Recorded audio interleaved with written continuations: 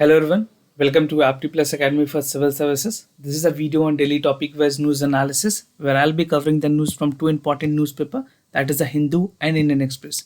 So what I'll be doing, we'll be covering the most important news of the day, and accordingly I'll supplement the news with additional information so that they can help you in prelims and mains examination. So let's get started. So these are the list of the topic for the day. Today is 11th of December.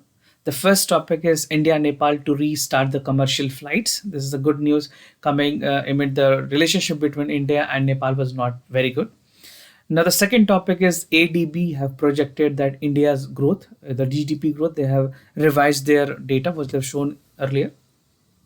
The third topic is the new parliament building. Basically the new inauguration is not actually the inaugurations. The stone laying foundation has been started by the Prime Minister.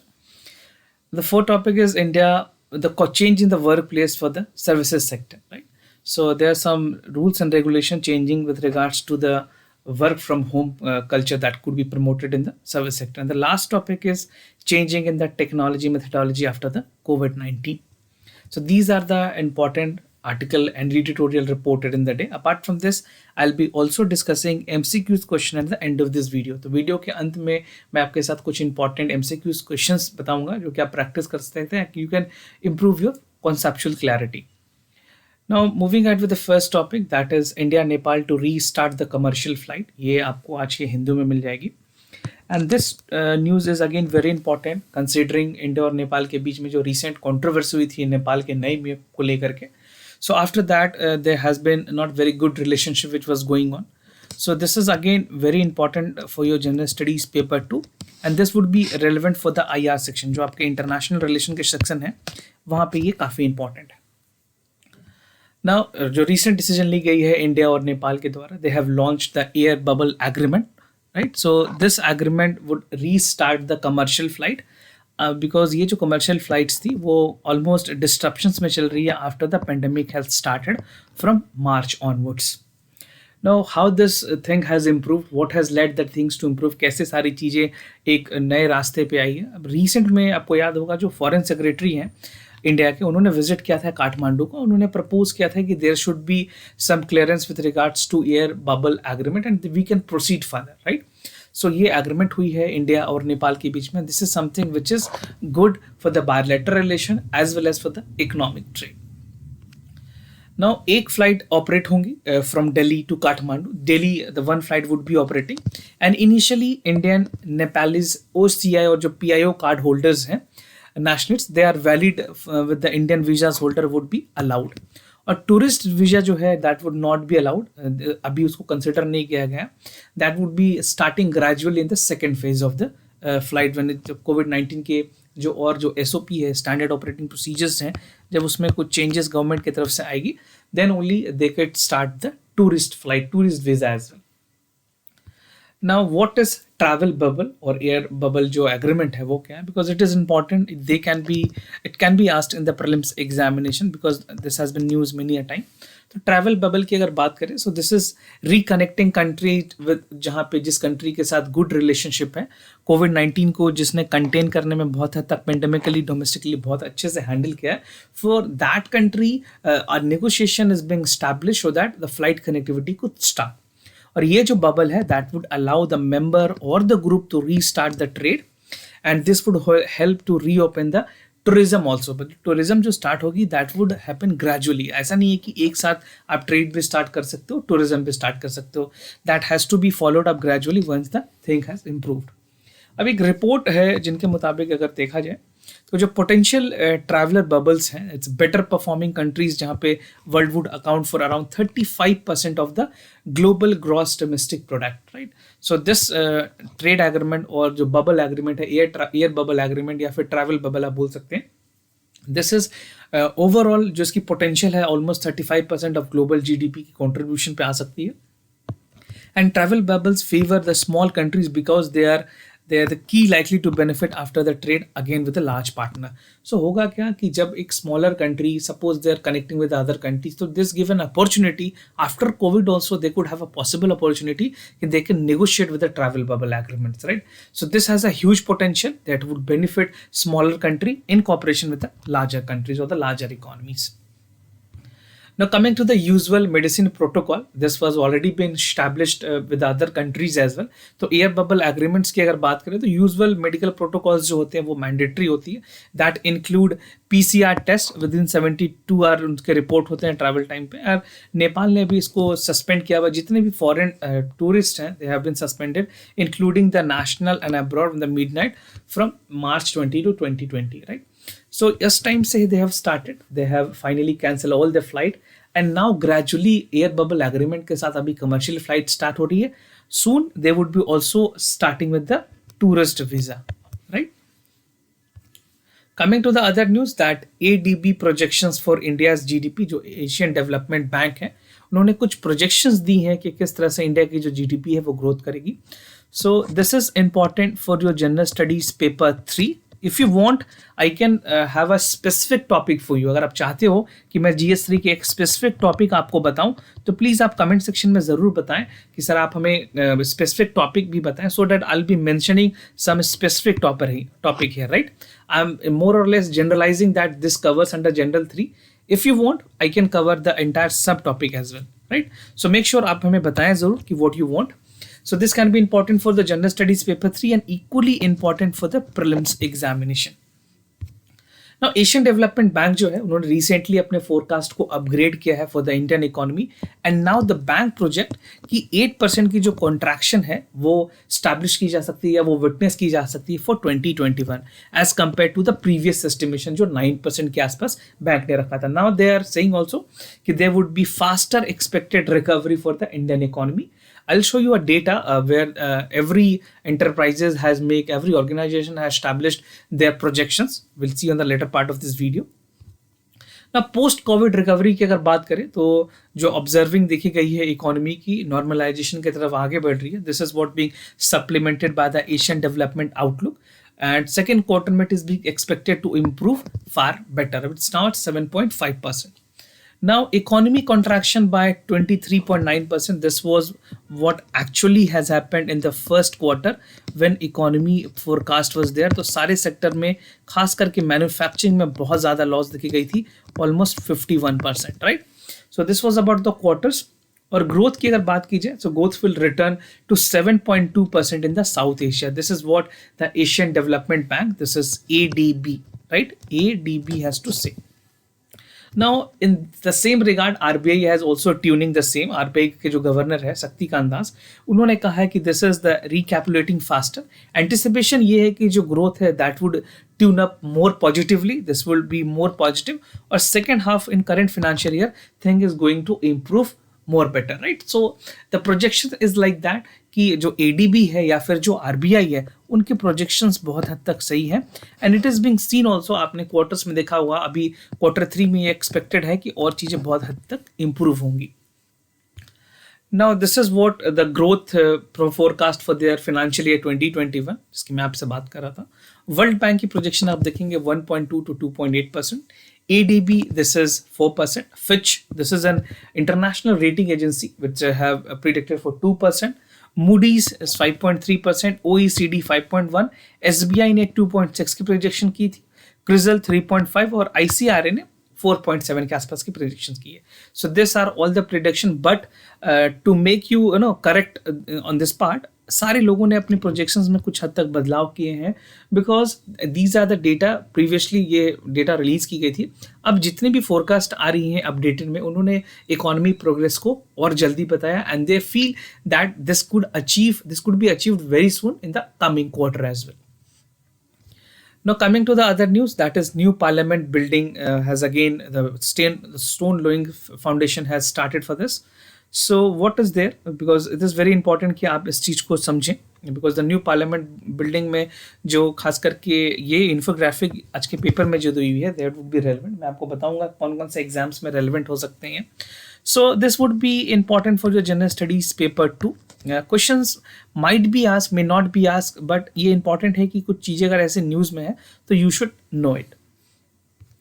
Now the recently prime minister has led the foundation stone for the new parliament building, और he set कि जो parliament की जो नई building है वो aspirational 21st century की जो इंडिया है उसको फोरकास्ट करेगी। और ministry of housing and urban affair इसको नोडल एजेंसी बनाया गया, because any construction work in the ambit of the central government is directly under the jurisdiction of the ministry of housing, जिसके minister है हरदीप पुरी साहब। Now, construction of the new parliament building would be done under the Ministry of Urban Affairs, और it is being expected कि 2022 तक ये काम complete हो जाएगा, क्योंकि जो विंटर सेशन है पार्लियामेंट की, this is expected to be there in the new building of the parliament. Now, PM has said कि जो नई बिल्डिंग होगी that would be an amalgamation of ancient and a new India that would reflect the spirit fostering the change, onset of the new adaptation circumstances। आपसे opinion based सवाल आपके general studies paper 4 में पूछे जा सकते हैं case study में। So make sure like how valid it is to make the new parliament building, what are the necessities it was actually required to consult the new building। so इस तरह के सवाल आपसे आपके ओपिनियन बेस्ड या फिर interview में भी पूछे जा सकते हैं। Now our constitution has framed and given a current parliament जो कि almost आज से 100 साल पुरानी हो चुकी है। This was during the British era। Sir Edwin Lutyens was a man who has given architecture the building design। तो उनके टाइम पे और अभी भी इतनी कंक्रीट, इतनी अच्छी स्ट्रक्चर्स है। अगर आप में से किसी लोगों ने राष्ट्रपति भवन विजिट किया है, because Rashtrapati Bhavan is open to public as well, I personally have visited there. I have seen the construction. So it's a very excellent architecture that was being designed by the Sir Edwin Lutyens। तो बहुत ही अच्छी, आप में से अगर जो लोग दिल्ली में रहते हैं या दिल्ली से बाहर फिर visiting Delhi, you can have the registration of the Rashtrapati Bhavan and you can have a look. So a marvellous architecture was done by the Sir Edwin Lutyens. तो 100 साल पुरानी थी उस बिल्डिंग को, और अभी ज़रूरत पड़ी थी बिकॉज द मैन पावर, जिस तरह से एमिनिटीज़ चाहिए उसको अपग्रेड करने के लिए this was being required to construct a new building. Now this is now the seat of the power, new parliament building के आप स्ट्रक्चर्स देख सकते हैं। This is triangular in shape. मैं आपको एक एक चीज जो क्रिटिकल पॉइंट है वो बताऊंगा, because this would be relevant for other examination apart from civil services. UPSC exams के अलावे अगर आप कोई भी दूसरे गवर्नमेंट एग्जामिनेशन की प्रिपरेशन कर रहे हैं, और if you are preparing about the bank examination, वहां पर ये चीजें काफी इंपॉर्टेंट है। So the shape of the building is triangular in shape. Area is not that important. Main spaces जो है लोकसभा, राज्यसभा, सेंट्रल लॉन्जेस को दी गई है। So theme of the interior की अगर बात करें, for Lok Sabha it is on the peacock style, the design would be somewhere like that interiors. For Rajya Sabha the interior would be of lotus, and for the central lounge the interior would be of banyan tree, right? This is the national tree, and the national emblem will crown in the new parliament building। जो total capacity है that has increased to 888, और राज्यसभा में 384 की capacity रखी गई है, right? And जो contractor, if you're talking about the contractor who has been provided with the contraction, is like Tata Project Limited। This name is also important। and जो architect है that is HCP Design, Planning and Management।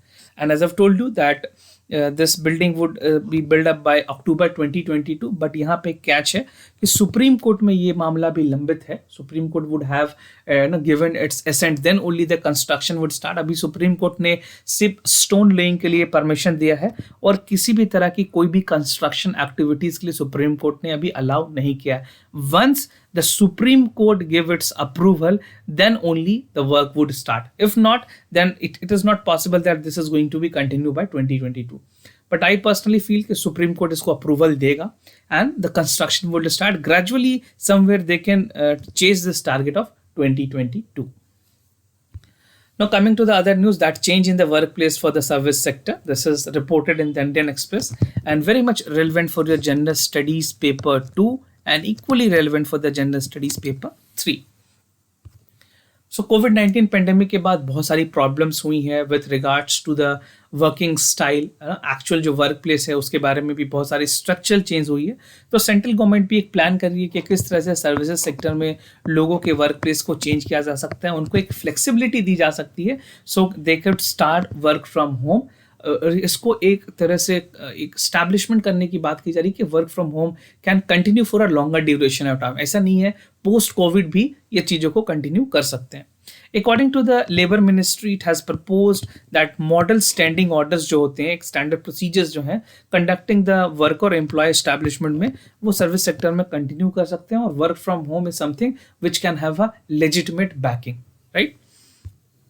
No work from home options की अगर बात करें तो along with the existing weekly hours जो है, जिसमें 48 आवर की ये रखी गई है कि you have to work for the 48 hour, तो जो प्रपोजल है that is for the services sector, that is likely to provide work flexibility, एक एक्सप्लिसिट वर्क होगा जो कि लोग अपने घर से कर पाएंगे, and this is something which would continue in the complete service sector companies, right. Let's see whether government is also implementing, but they are allowing the companies to start the work with work from home, and they would be also giving it a legal backing so that the actual beneficiaries do not have the deduction in their salaries, because अभी ऐसे कई लोग हैं जो work from home कर रहे हैं, उनकी 10 to 20% सैलरी की डिडक्शन की जा रही है because they're working from home. These are the only reasons, right? Now some may be out of the ambit. अगर बात करें एक्सपर्ट की कुछ ऐसी ओपिनियन है कि जो मॉडल स्टैंडिंग ऑर्डर्स हैं वो बहुत सारे स्टैब्लिशमेंट में अप्लाई नहीं हो पाएगी, बिकॉज जो एप्लीकेबिलिटी है 300 वर्कर की उसको चेंज किया गया है. जो सर्विस सेक्टर एस्टैब्लिशमेंट थी mainly cover under the ambit of state level shops establishment and legislation. जो इंडस्ट्रियल रिलेशन कोड्स हैं जो रिसेंटली पार्लियामेंट में सितंबर 2020 को पास हुई थी, उनके मुताबिक जो थ्रेशोल्ड है कंपनीज में वर्कर्स की उसको बढ़ा करके 300 तो फ्रॉम 100 वर्कर अर्लियर पहले है जहाँ पे 100 वर्कर हुआ करते थे, अब उसकी थ्रेशोल्ड को बढ़ाकर 300 वर्कर कर लिया गया. तो दिस सिंपली इंप्लाइज की जो एस्टैब्लिशमेंट है with or up to 300 worker are not required to furnish the standing orders. जो 300 से कम के हैं उनको स्टैंडिंग ऑर्डर पूरी करने की ज़रूरत नहीं है. अब इसके जो कॉन्सिक्वेंसेज होंगे वो ये होंगे कि एनुअल सर्वे अगर आप देखें इंडस्ट्रीज़ की, सो यू वुड अंडरस्टैंड कि व्हाट इज़ द रिलेशन 300 का जो रेशियो है. तो सर्विसेज सेक्टर में there is not much data about the economic census, और ऑलमोस्ट 95% ऐसी स्टैब्लिशमेंट है जो 20 वर्कर से कम लोगों को इनरोल करती है. तो जब 95% तक इस तरह की रेशियो है और सिर्फ 5% लोग हैं जो 20 वर्कर से ज़्यादा एम्प्लॉय करेंगे, तो जो बेनिफिशियरीज होंगे वो बहुत कम होंगे, उनके रेशियो काफ़ी कम होंगे. And also the expert said कि जो सर्विसेज सेक्टर है उसकी जो एस्टैब्लिशमेंट है that would be fully covered under the regulation pertaining to the standing order. But let's see, it completely depend upon the number of the employees they are employing, and accordingly there are some nuances and some clauses that is there. तो उसके जो loopholes होते हैं companies उसका benefit लेती है, and the actual benefits which should be provided to the employees is not being provided. तो जो actual में काम करने वाला है उनको इस सारी चीज़ों की benefits नहीं मिल पाती. Now coming to the other news, this is an editorial being reported in the Hindu, change in the teaching methodology after COVID. This is written by Krishna Kumar. He is a former director of the NCERT, and it talks about how the technology transformation has taken another leap in terms of the child psychology, understanding the concepts, and what are the challenges that could be coming ahead in the India. So this is important for your general studies paper 3 and equally important for the essay paper. आप essay paper में भी इस तरह के points को use कर पाएंगे. So the novel corona virus pandemic has created एक अलग प्रेशर ही उसने क्रिएट किया, अपने ओन प्रेशर्स थी in the education sector, right. This is a sector which has hugely impacted apart from health and other sector. एक education sector ऐसी है जिसपे बहुत ज़्यादा जोर नहीं दिया गया है in terms of government also, but this has been hugely impacted. बहुत सारे कोचिंग क्लासेस हैं या फिर स्कूल्स हैं, बड़े बड़े इंस्टीट्यूशंस हैं, they are completely closed. So response to this reflect the poor systematic capability to adapt the unforced situation. तो ये इस चीज़ के भी एक तरह से न दर्शाया है कि अगर अनफोर्स सिचुएशन आती है तो टेक्नोलॉजी की बात जहाँ पे की जाती है, prime minister is advocating for digital India, but what is the ground reality that have seen in the covid. School have struggled to cope up with the pressures to comply with the market forces. और जो policies थी, जो रिकलिएशन technology है environment में, जहाँ child psychology and education theory की बात की गई थी, this is not very easily accepted because there are other problem. बहुत सारे मल्टीपल प्रॉब्लम्स हैं, इंफ्रास्ट्रक्चर प्रॉब्लम है, टेक्नोलॉजिकल प्रॉब्लम है, फाइनेंशियल प्रॉब्लम है, that arises because of the कोविड-19 पेंडेमिक. और एजुकेशन सेक्टर पे इसका खामियाजा बहुत ही ज़्यादा हुआ है. Now change in the teaching methodology की अगर बात करें तो एग्जामिनेशन एजेंसीज ने सिलेबस कम किए, टीचर वे told to adopt the harder routine and combination screen time messages were there. But जो करिकुलम है that is a precedence of the productions. Small children were able to develop great interest in the course, but बहुत सारे ऐसे भी बच्चे थे खास करके रूरल इंडिया में जहाँ पे उनको इंटरनेट कनेक्टिविटी ना होने की वजह से, वाईफाई ना होने की वजह से they have faced multiple problem. तो एनालिटिकल स्किल डेवलप करने की अगर बात की गई, कॉन्सेप्चुअल इंक्वायरी की अगर बात की जाए, तो वहाँ पे problem still exist, right. Now what are the challenges? सबसे बड़ी challenges मैंने आपको जो बताया, that is regarding the amenities that is required to access the education, that is like laptop, smartphone. These are the substitute, right, of the books, because without this it is not possible कि they could attend their classes. बहुत ऐसे जगह में there are some experiment which is being done, people were using the speakers, और जो इस तरह के जो regional speakers लगे होते हैं कहीं कहीं areas में जहाँ पे गांव में लोगों को पढ़ाया जा सकता है, तो they were using the speaker method also, but it was not very successful adequately. अगर आप इस तरह के प्रॉब्लम को एड्रेस करना चाहते हैं तो you should provide laptop, smartphone to the each and every household. Now children is now exposed to the attraction of virtual world and there is no one to offer the safety net. किस तरह से safety net उनको provide होगा, ये इंश्योरिटी ना तो सरकार ने दी और ना ही लोगों के पास इतनी सामर्थ्य थी कि वो अपनी तरफ से इसको पूरा कर पाते हैं, right. So this is the part which you have to consider in the challenges. Now coming to the western country examples, अगर बात करें जो foreign countries में like Japan, they are completely tech savvy country where they have जो text book थी उसको पूरी तरह से रिप्लेस कर दिया गया है जापान में डिजिटल बुक्स के साथ. Now they are providing on hand experience on reading the printed material. अब ये सारी चीज़ें वहाँ पे बंद हो गई है. Now they are only provided, जो यूरोपियन कंट्रीज हैं चाहे चाइना है जापान है, they are more into the digital world, right. वहाँ पे आपको लैपटॉप या फिर इस तरह के जो टैबलेट्स होते हैं उनके थ्रू पढ़ाया जाता है, असाइनमेंट्स आते हैं and the entire classes are done online. So initially they have started, मतलब बहुत ऐसा नहीं है कि they are completely starting with the technology only, gradually they have shifted. तो इंडिया को भी ज़रूरत है पेंडेमिक के बाद they could learn some lesson and digital mode is something which should be adequately promoted post COVID also. Post COVID के बाद भी इस तरह की चीज़ों को आगे भी प्रमोट करने की ज़रूरत है. Now coming to the MCQs question of the day, the first question is from the environment. Consider the following statement about the Earth Hour. Earth Hour is observed on the last Sunday of March every year, and Earth Hours is an initiative by the World Wildlife Fund of the Nature, WWF, right? सो आपको correct option बनाना. आप में से कई लोग answers में participate नहीं कर रहे हैं. आप ज़रूर बताएं कि what is the problem, whether you want the question answer series to be continue or not, because we are putting our best effort so that you practise some good questions but you are not responding to that. So make sure there should be a twin collaborations, right? We both have to give one best effort. मैं अगर आपसे कुछ questions पूछ रहा हूँ तो make sure आप उसके answers दें. So this gives us a motivation to make some more good questions for you. So please participate, write your answer in the comment section. Whatever you feel is the correct answer, A, B, C, D. अगर नहीं भी पता है तो we discuss the answer as well, right? तो आप एक बार practice करें, कोशिश करें so that आपकी जो ये एक जो process है till the examination of prelims in conducted in 2021, you can be there in the thorough mode, right? Coming to the second question of Indian culture, which of the following is a part of Sharmana tradition? Sikhism, Jainism, Buddhism. This type of question UPSC tend to ask. So this is the right platform where you can practice the important questions. Just write your answer. If you want to share additional information regarding any of two questions, you can share with us in the comment section down below, right? And if you're new to our channel, do not forget to subscribe Apti Plus Academy for Civil Services on YouTube. And if you like this video, do not forget to give a thumbs up. If you have any other concern, do let us know. We'll be more than happy to assist you. For time being, I'm signing off. Wish you all the best. Stay home, stay safe. Thank you so much.